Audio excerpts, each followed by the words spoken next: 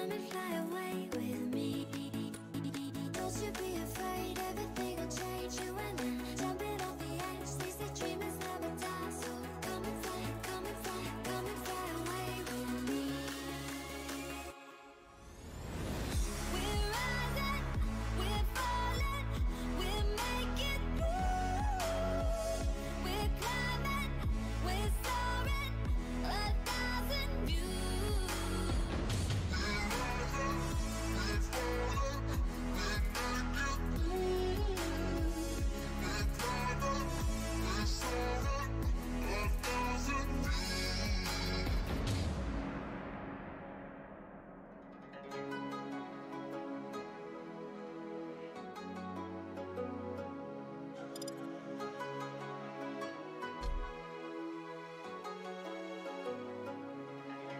Somewhere by the emerald sea, where the moon and water meet.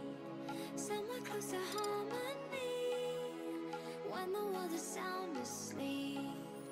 Something's gonna bring the change, journeys we are meant to take.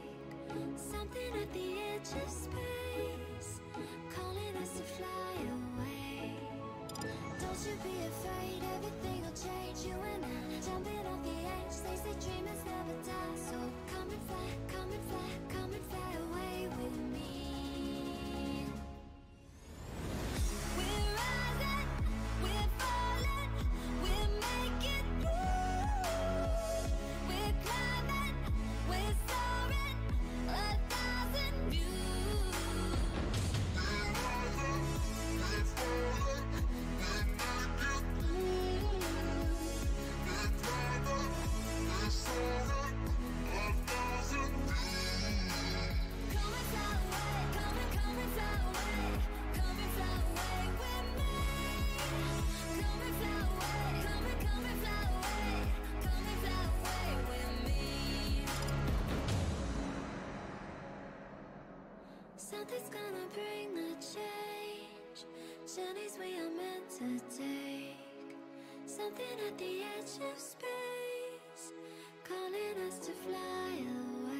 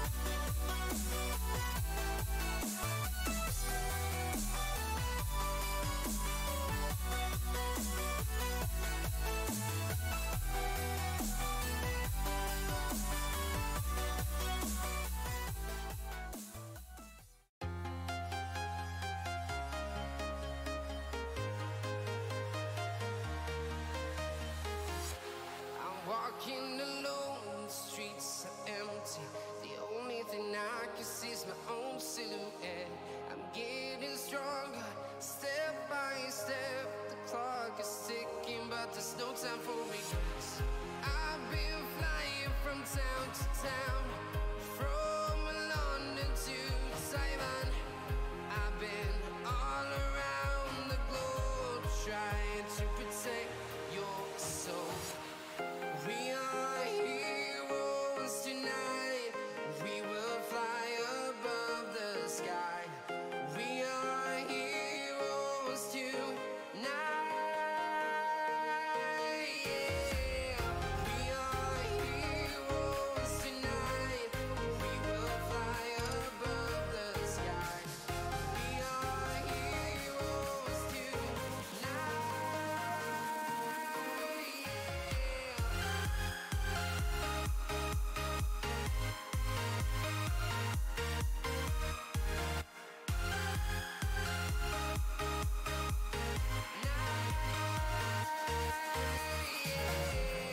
Feel like a dynamite, ready to explode right up in the sky. I need you to listen, I need you to hear, and don't show any fear. I've been flying from town to town, from London to Taiwan. I've been all around the globe trying to protect your soul. We are heroes tonight. We will fly above the sky. We are heroes tonight. Yeah. We are heroes tonight. We will fly above the sky. We are heroes tonight.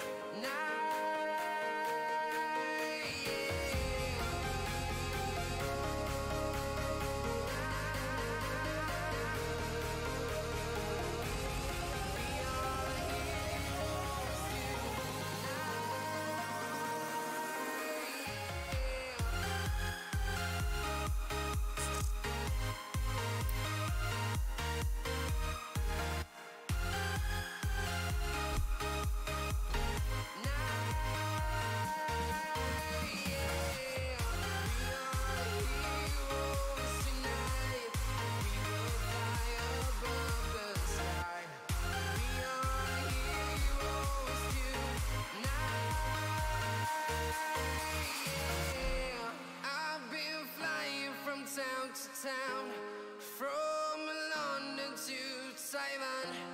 I've been all around the globe trying to protect your soul.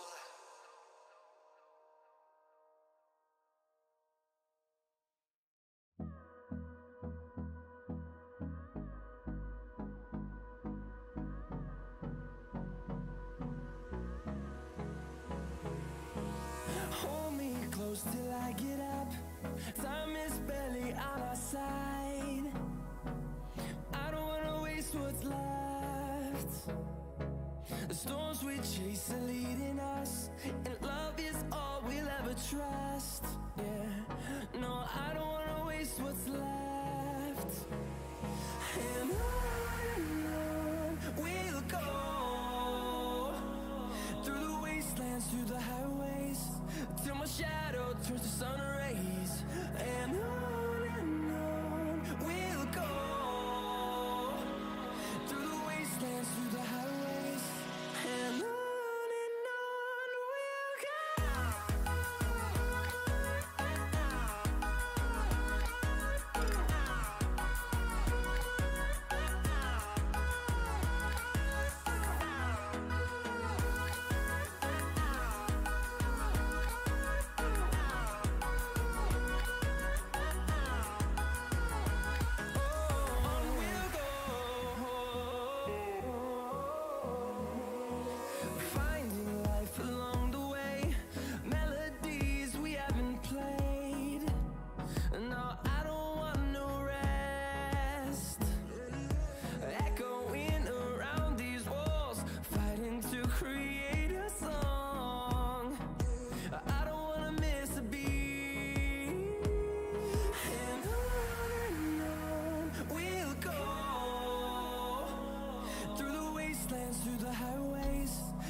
shadow turns to sun rays, and on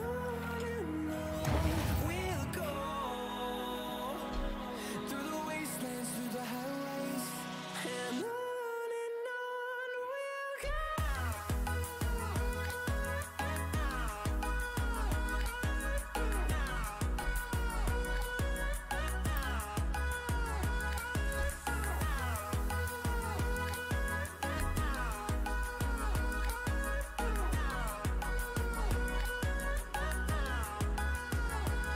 And we'll grow in number, fueled by them to see the horizon, turn us to thousands. And we'll grow in number, fueled by them to see the horizon, turn us to thousands. And on we'll go through the wastelands, through the highways, till my shadow turns to sun rays, and on we'll.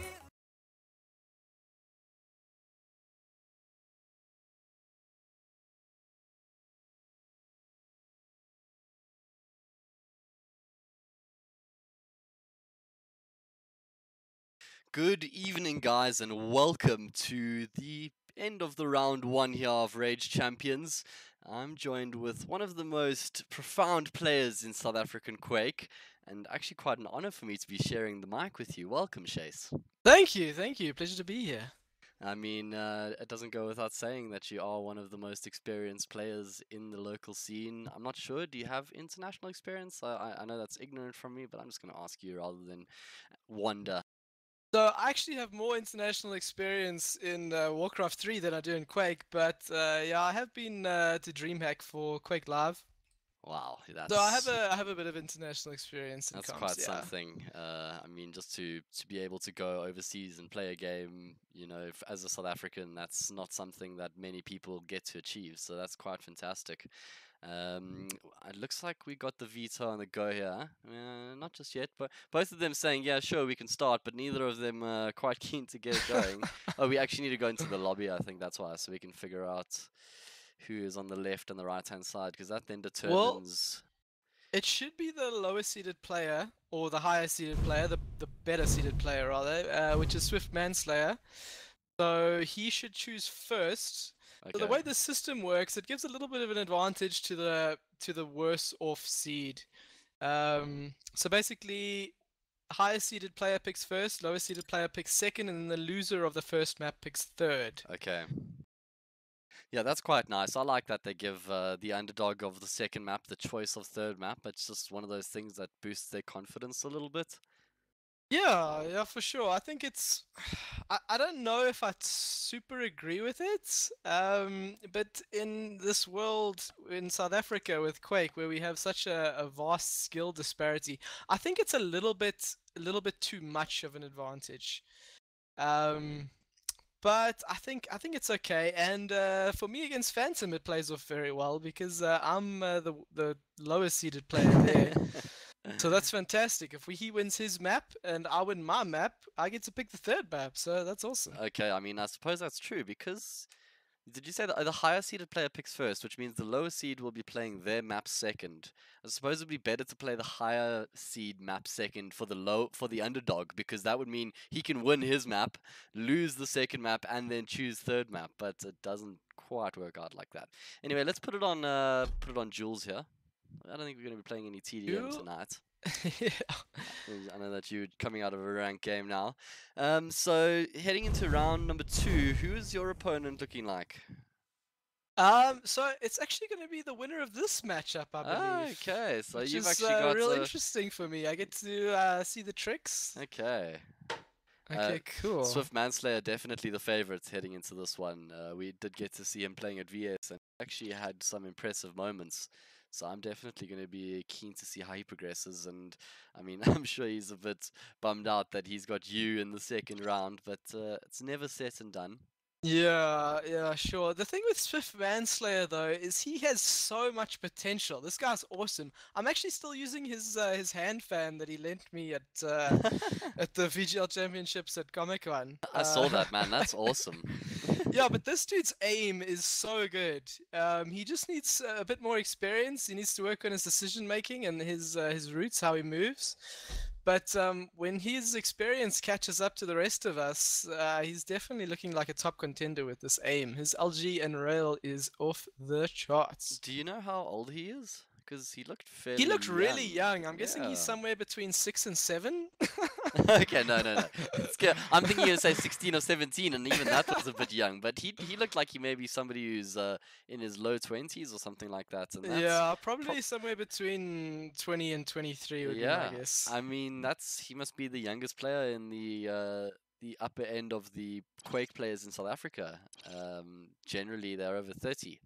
Why don't you quickly move them into the slots, just to make sure we don't... Oh yeah, that would be good. That would be helpful. I'm going to be playing with a Otherwise, it's just trackpad. going to be you against me. Yeah, and I'm playing with the trackpad, so that wouldn't work out all that well. Okay, there we go.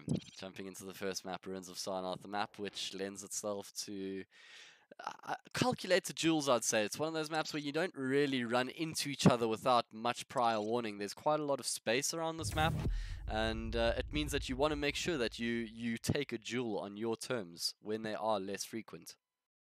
Yeah, for sure. Another nice thing about this map is I think the sound system works a little bit better on this map than it does on others. The sound in Quake is not 100% sorted yet. I mean, it's still under development. There's still a couple of issues with it. But on Ruins, because of the water sound effects, it's usually quite helpful to determine where the player is, even if you can't quite locate them by like the position in your headphones. And also, like the item pickups are very well spaced, so you get like a good sense of where your opponent is. If you're very careful with sound on this map, you can definitely pick up an advantage over an opponent who's not so sound savvy. Okay, and the water, is that at the heavy? So and there's also at the water eyeball, on by heavy, and then on top there, I think we call it T, which is just like that hallway leading into Mega, Okay. just above rail. I think that plays water sound effects as well. Yeah, the Mega's actually, it's a bit of it can be used as a trap on this map. It's quite difficult to get to. There's so many different angles that you can get shots at. So it's something that I've seen players using it as bait quite frequently. Yeah, it's certainly quite tricky. There's no clear path on which one you should take. All just depending on where your opponent is. Quite interesting from DiviSensei here. He's picked Clutch for us. Yeah, I mean, Clutch got a bit of a nerf recently, I believe, where they increased the reset time of the shield after shooting. But let's see how DiviSensei goes forward. It is Clutch, BJ, Blaskovic, and Scalebearer for her, and then Slash, Nyx, and Visor on SwiftManslayer. So, of course, I'm on SwiftManslayer's perspective at the moment. Probably best if we follow the same player. Yeah. And he's on Slash at the moment. Slash, definitely one of my favorite heroes to watch. She's got a great spectator appeal, and SwiftManslayer seems to have her movement down to a T. Gonna end up straight in front of one another. Oh, DiviSensei not orientating herself quickly enough there whatsoever, and that's going to be really nice for SwiftManslayer, because Clutch is a great counter to these squishy champions. Is DiviSensei a female? Yes, she is. Oh, I wasn't aware of that. Okay, that's It's quite great. cool. Yeah, I think it's great as well. Yeah, for sure. The more exposure, the better. That's what we're all about at the moment. Oh, she bypasses the Mega, unfortunately, passing up the opportunity, and she catches a rail for her troubles as well. Starting to think we might have a bit of a one-sided affair here. Yeah. Let's yeah, it's gonna be tricky for DiviSensei to do much in this with SwiftManslayer's aim and experience. Yeah. It's something I've always said in 1v1s, that these frailties do get exposed quite significantly. You can't rely on superior teamwork or teammates to get you out of tough situations. It's really just yourself, the be all and end all. And when there is such a big skill gap between two players, it does tend to get quite exposed. Yeah, Shame. The issue with this tournament, it's still very new, Quake in South Africa, so it's hard for tournament administrators to seed brackets 100% correctly. Like, for example, SwiftManslayer is probably top 8 in the country. He made top 8 for VGL, but in this tournament he was unseeded because he didn't make top 8 at Rush. Yes. I don't think he even He played didn't at play Rush. at Rush, no, he did not. So it ends up in these situations where you can end up with someone very good in these random spots, which is just unfortunate for newer players like DiviSensei. I completely agree with you, and hopefully as more time goes on, we're going to have a better understanding of who these players are, and we can avoid these types of situations in the first round, because it's also discouraging for the player to get so destroyed in their first round. But this is, like you said, still very early days for the competitive Quake champion scene in South Africa. Yeah. At least he's treating us to some nice slash play, that's fun. Yep, exactly as I was saying, good to see this movement's always easy on the eye. We're going to get Scale Bearer down as well, so not wasting any time with the first frag of the round. Yeah, Slash is certainly one of my favorites. Not someone I saw you ever play though. Yeah, that's the problem with her. She's just too weak in terms of health and too easy to hit, even though she's very quick. Because the thing is, in Quake, even if you're moving very quickly, if you're moving in a predictable path, you're always going to be easy to track or easy to rail. Yes. So what's more important in terms of dodging is your unpredictability, if that's a word, and how big your hitbox is. And her hitbox is just too big for a small champ with this low armor. Yeah, I really like the point that you make about when a champion is traveling fast, they're generally going to be traveling in a predictive line, just by the nature that that fast movement requires you to be traveling smoothly and not making any sharp turns. And that's not something that people would think about, that you're a vulnerable target at that point. You're traveling fast, I mean, how can you be in a uncomfortable and in a vulnerable position? It's not something you'd expect, so yeah, that's exactly. Interesting. Prepare to fight. So SwiftManslayer picking up the 2-0 here, heading into the third round and what would most likely be the final round of the map. Next map is Molten Falls, which is Divi's pick. Hopefully she's got something up her sleeve there. Maybe she's just baiting him, you know, the typical... Yeah, maybe she's hustling him. Yeah, it's just some like typical hustle give him going the first on map, yeah. make him overconfidence. That's the one, man. That's actually what I think is exactly what's going down here. Let's jump over to her perspective. Let's give her the benefit of the doubt. She's got BJ Blazkowicz here. There's a ton of potential damage output with this champion. You just need to get your opponent in a back up against a wall or some sort of situation where he doesn't have a high level of escapability. Of course, Slash is one of those champions who can get herself out of a lot of different situations. Trying to track down with the rockets here. Not too far off. You can see that the basics are there, positioning the rockets towards the base of the opponent, which of course increases damage and slows down their movement the most as well. Maybe not increases damage, but rather gives you a better chance of connecting.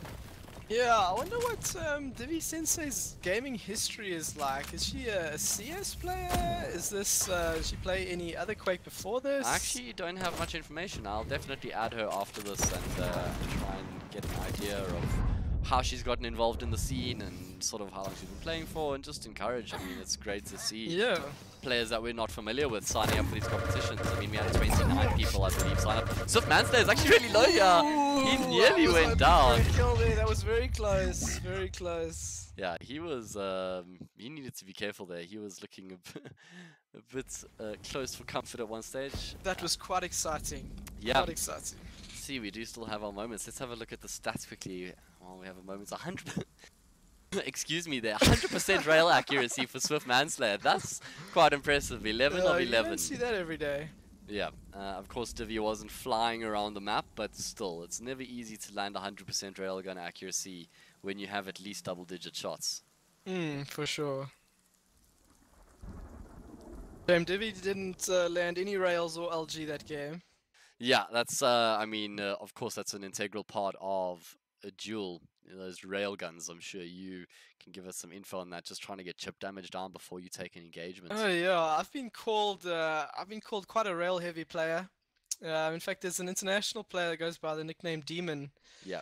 And he's quite a well-known international player, and I played him on ladder, and after the first 2 rounds, he says to me, oh, you're only rail. And I was like, what? Use other guns? But he changed up his playstyle accordingly, which is quite interesting, and he took the next 2 rounds, and I ended up taking the 5th. So I seem to come across, I think Phantom's also told me he thinks I'm all LG and rail. So would you say that how did he counter you that he identified you were potentially rail heavy? Did he start playing more aggressively and just closing down the space between the two of you? I would say he played not necessarily more aggressively. He played more quietly, so that his position was a little bit less predictable. Because hitting Okay. rails is all about predicting your opponent. Okay, and then just trying to preempt their movements and cut them off on the angle, set up as they come through the choke point, land a shot, reposition. Yeah, I mean the easiest rails to hit are the ones where you don't have to move your mouse at all. Yeah. So the better you can predict your opponent, the more rails you're going to hit in general. I mean, I'm thinking a map like Molten Falls, it's not the easiest to set up rails. There's just so many different options for people to get around the map. I mean, a map like Awoken would probably be a lot easier, especially if you control the middle of the map and you can really just do the full 360 from that. If you know what I'm referring to, the light armor, there's a just above the rocket launcher there on that platform. It gives you a great vantage point. Yeah, so we call that space T, and it's generally the position to hold if you're in control of that map. Okay. It gives you good access to mega and heavy, and Yeah. it's not easy to just get caught there and die. There's always sort of a way to get out, so it's a very good spot to hold. You can also hear anyone running around pretty much anywhere on the map.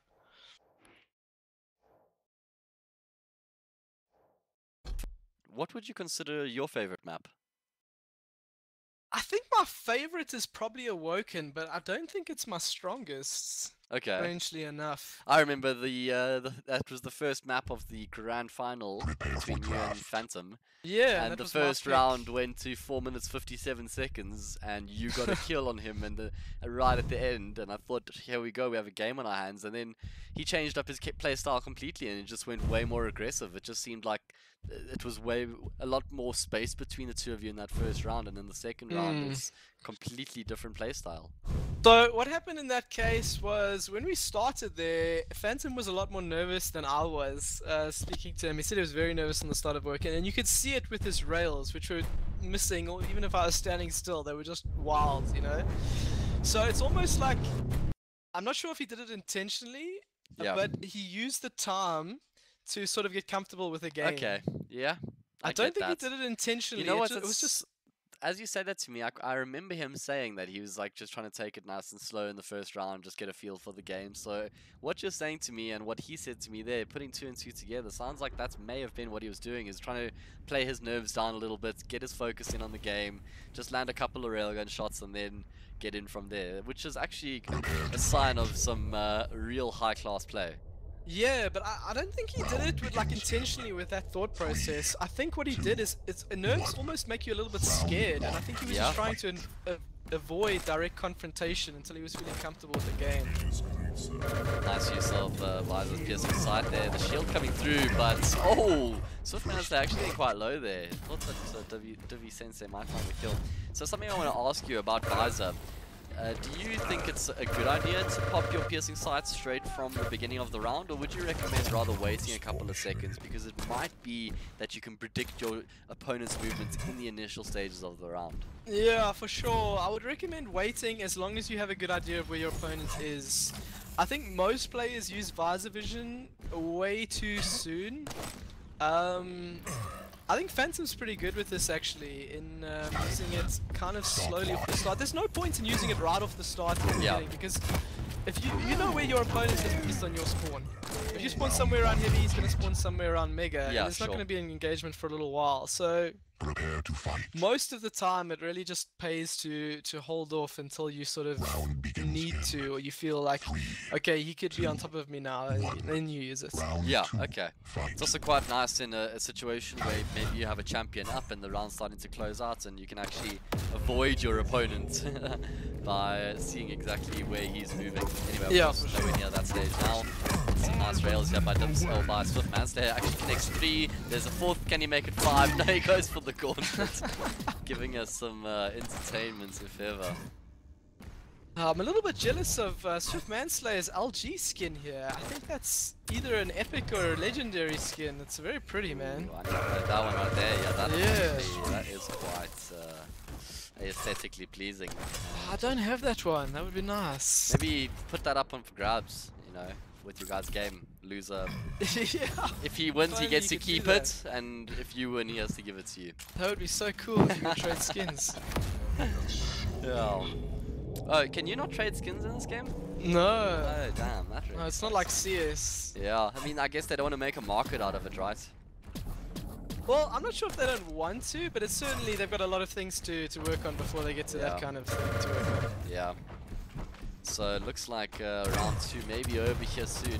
Nice use of the rocket jump as opposed to utilizing the portal, maybe identifying DiviSensei could be setting up a trap, but in the end, it is just... Swift missed a rail there. Yeah, Might have I been saw the that. first rail of the match. Is this the crack starting to show?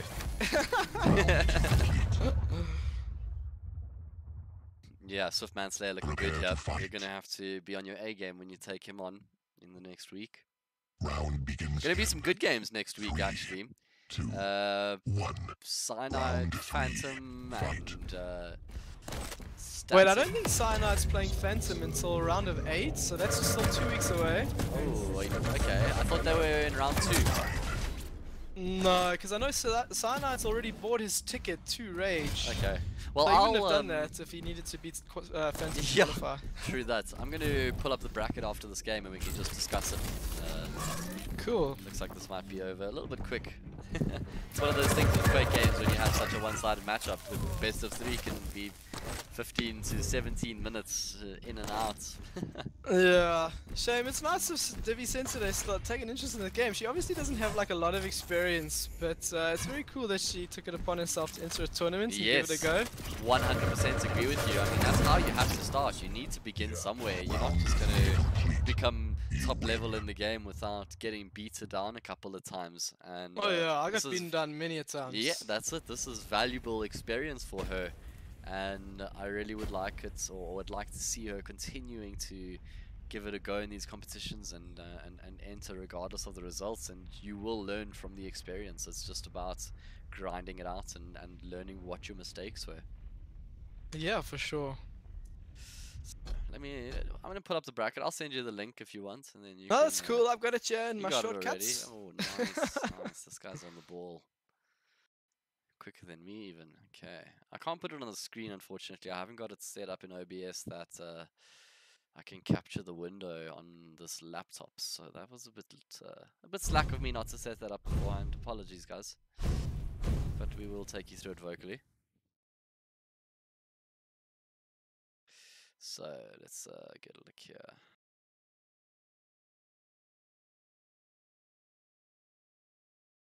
Okay, round number 2.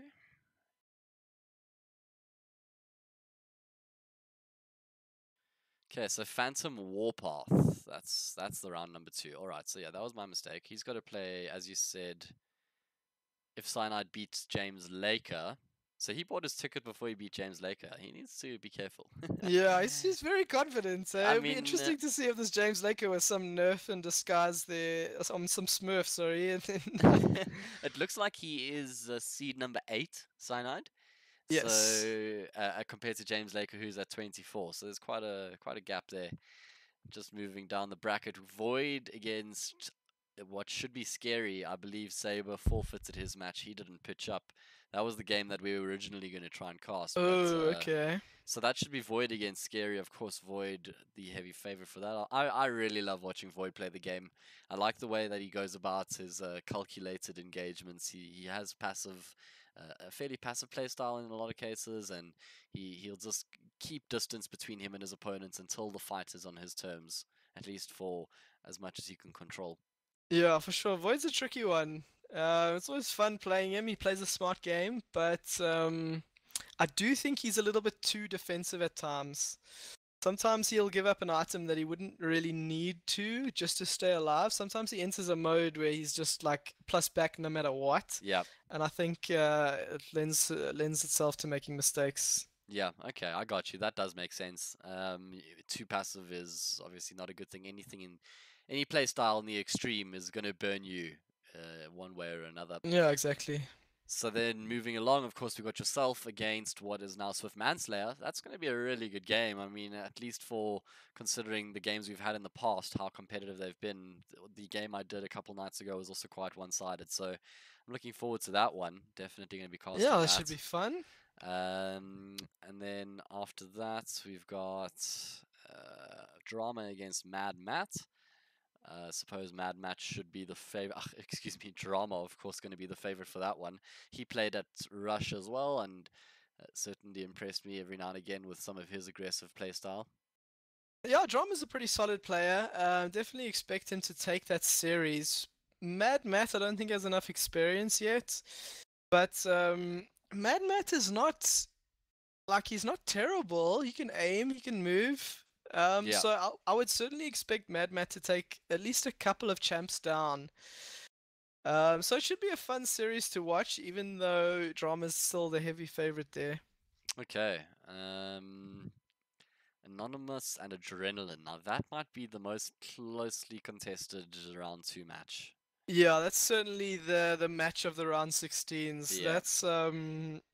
That's going to be a big one. Both of those players are top 8 players. Yeah. So only one of them can go through, which is unfortunate for one of them. Because also when you consider that, I don't know, Cyberman against... Alright, I'm looking at the rest of the names that are going to be going through, and it's like, yeah, it's unfortunate that one of them aren't going to be making it, but it's not like there's a DiviSensei or you know what I mean, one of those players making it through where the bracket actually just screwed somebody over completely.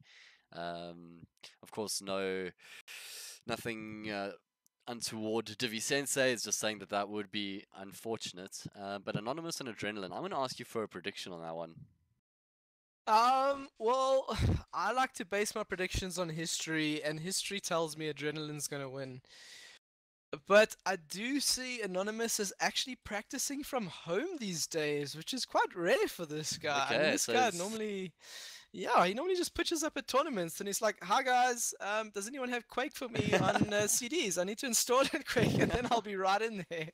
That's hilarious. I mean, he's been playing for, actually, he told me, a very long time, and that surprises me so much what you just said, because I've seen him be quite a skillful player, and the fact that he doesn't even practice says quite a lot.